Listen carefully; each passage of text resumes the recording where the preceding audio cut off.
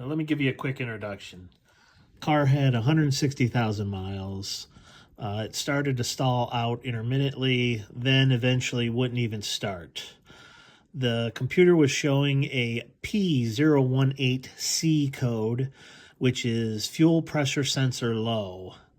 Unplugging the fuel pressure sensor connector actually allowed the car to run again.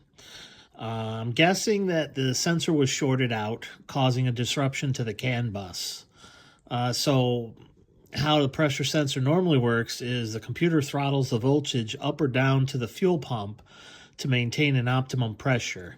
And the pressure sensor tells the computer whether to provide more or less voltage to the pump.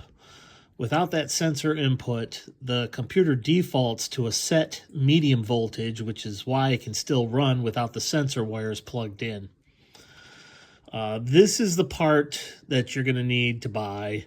Fortunately, you don't have to replace the whole assembly, just a small section of it shown in yellow. Unfortunately, you can't buy just that little section. You have to get the whole thing. All right, let's get into it. Step one, take off the engine cover. We have one 10mm socket bolt there.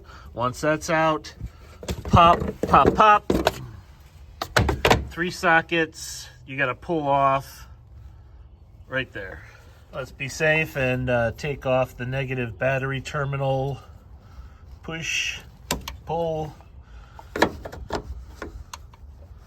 Now, loosen up this clamp screw down here.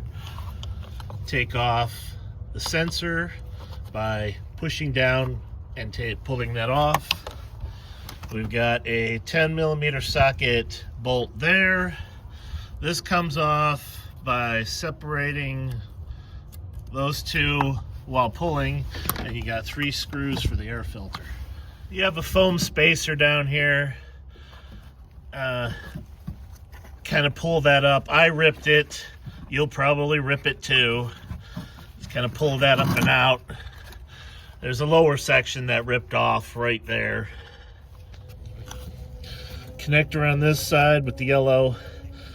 This connector has to clip to the side and then kind of pull apart, and that goes away from the connector.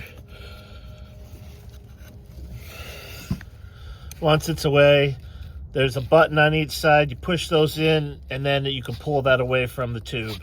This is optional, but if you wanted to double check to make sure your fuel pump, your actual fuel pump is working, which mine was, you before you start taking everything apart, you disconnect that side of the fuel line and go to your fuse and relay box. This is your fuel pump relay. You take it out, and I had to pry the cover off of it, and we have the little tabs with the ignition on. By pressing that to connect the tabs together, you'll see fuel flow out of that end. Of course, have a tube near it so it's not all over the place, but to catch it. There's a little bracket surrounding it. I took off the couple nuts to be able to pull this away to have better access to get to this connector.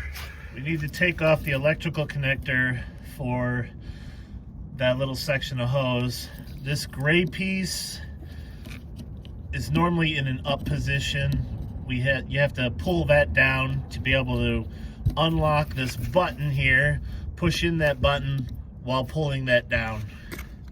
So I'm going to show you this step outside of the car for better visual. So we just disconnected this side and the electrical connector down here, and on this side there's a blue, which you cannot see now, there's a blue tab that needs to pop this way. Once you pop it off, it doesn't have to come all the way off, but it has to pop half the way off, slide it sideways, once you have that halfway off, this just comes apart straight out.